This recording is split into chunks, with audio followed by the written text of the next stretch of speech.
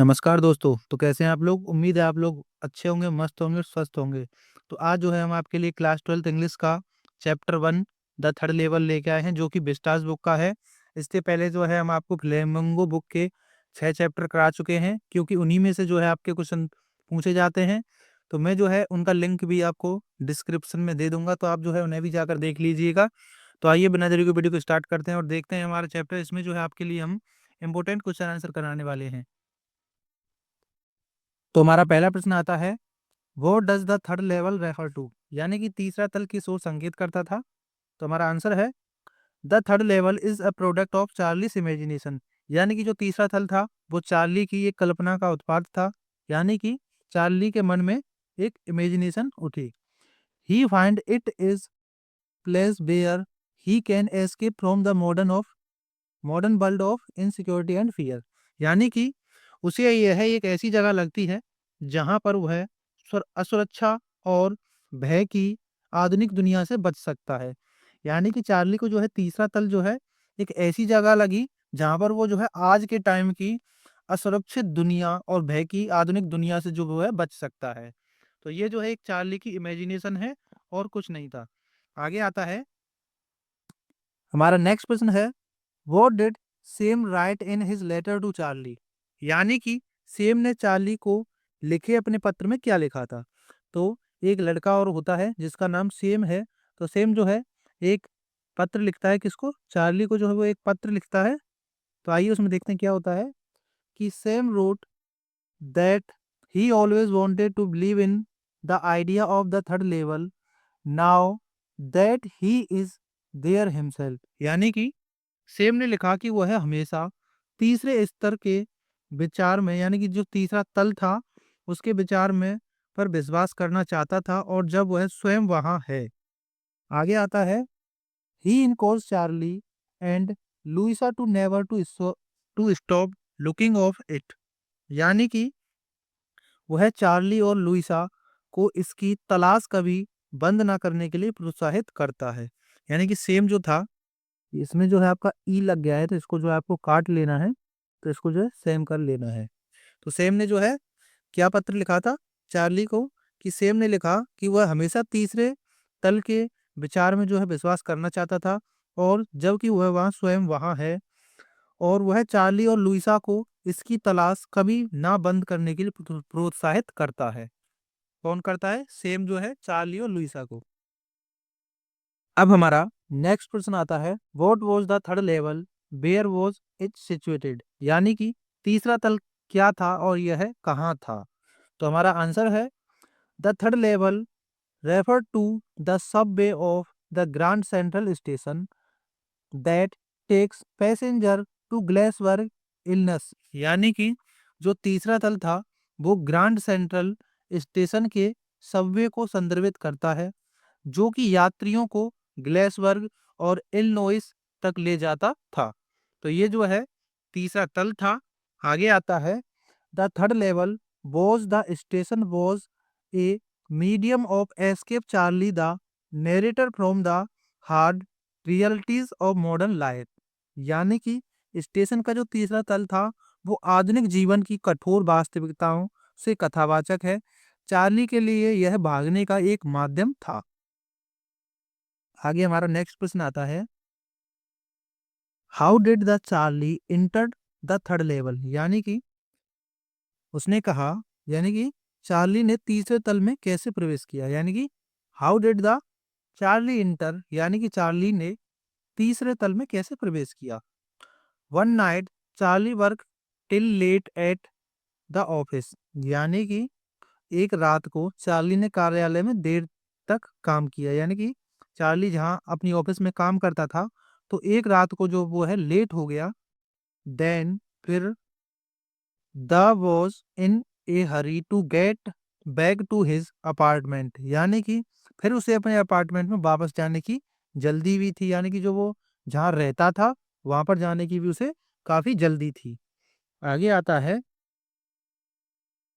So he decided to take the subway from Grand Central station. यानी कि इसलिए उन्होंने ग्रैंड सेंट्रल स्टेशन से सबवे लेने का फैसला किया। यानी कि जब चार्ली लेट हो गया था तो वो जो है ग्रैंड सेंट्रल स्टेशन से जो है सबवे लेने का उसने जो है निर्णय लिया।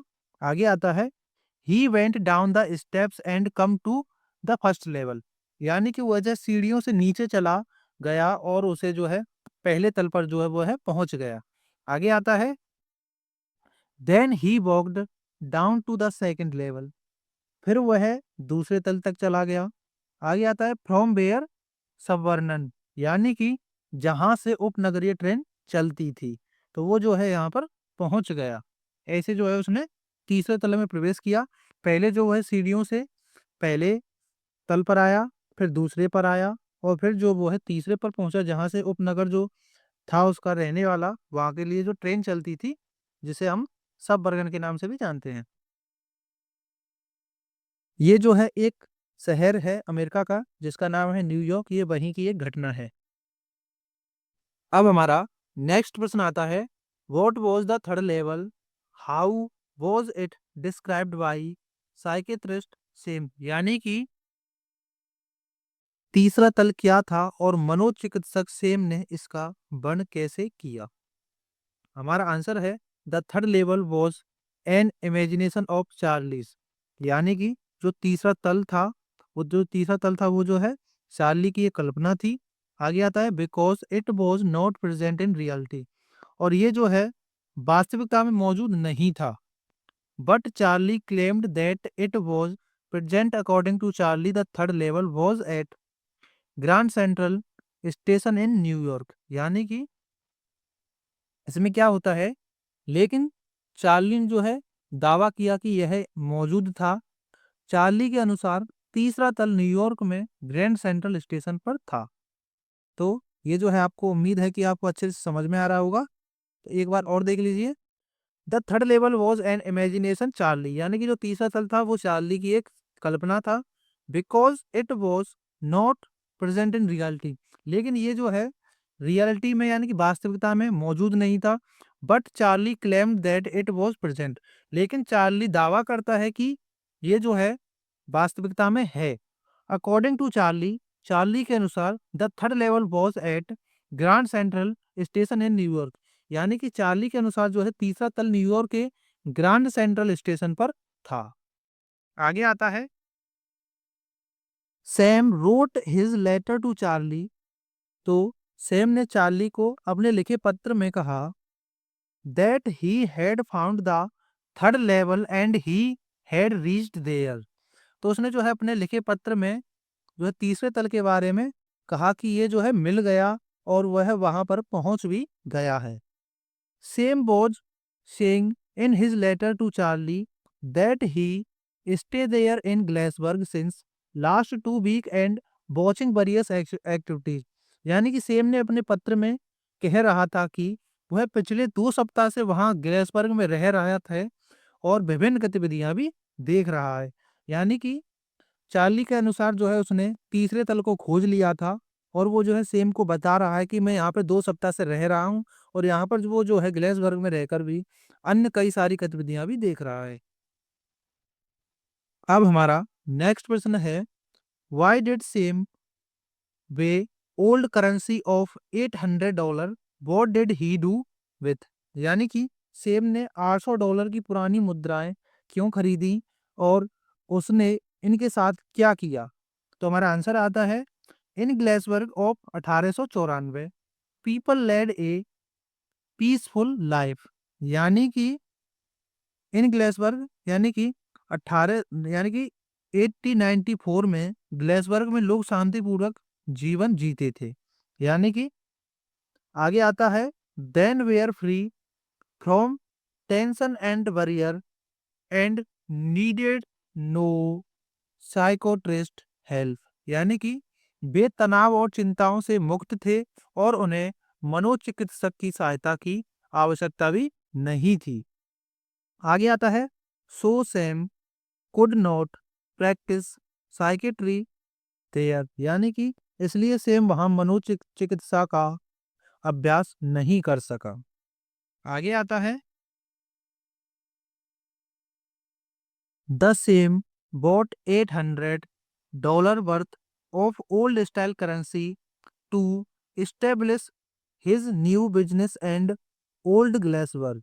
यानी कि इस प्रकार सेम ने पुराने ग्लेसबर्ग में अपना नया व्यवसाय स्थापित करने के लिए 800 डॉलर थे, यानी कि $800 को जो मूल्य की पुरानी सेल वाली मुद्राएं जो है उसने खरीदी। आगे आता है, he always said that what he Charlie यानी रियली बिज्ड he could do and he certainly can't go back to his old business. ये जो आपको सर्टेनली कर लेना है, यानी कि इसका मतलब है उसने हमेशा कहा कि वह वास्तव में यही चाहता था कि वह हमेशा ऐसा कर सके और वह निश्चित रूप से अपने पुराने व्यवसाय में वापस नहीं जा सकता था। तो ये जो है उसने $800 की जो पुरानी मुद्रा इसीलिए खरीदी थी ताकि वो जो है अपना व्यवसाय शुरू कर सके। तो ये जो है हमारा चैप्टर यहीं पे समाप्त होता है। अगर आपको वीडियो पसंद आई है तो प्लीज़ वीडियो को लाइक करें, चैनल को सब्सक्राइब करें। मिलते हैं नेक्स्ट वीडियो में, तब तक के लिए जय हिंद, वंदे मातरम। अब जो है हम आपको इसका सेकंड चैप्टर लेके आएंगे जिसका नाम है द टाइगर किंग, जो कि कल्कि जी के द्वारा लिखा गया है।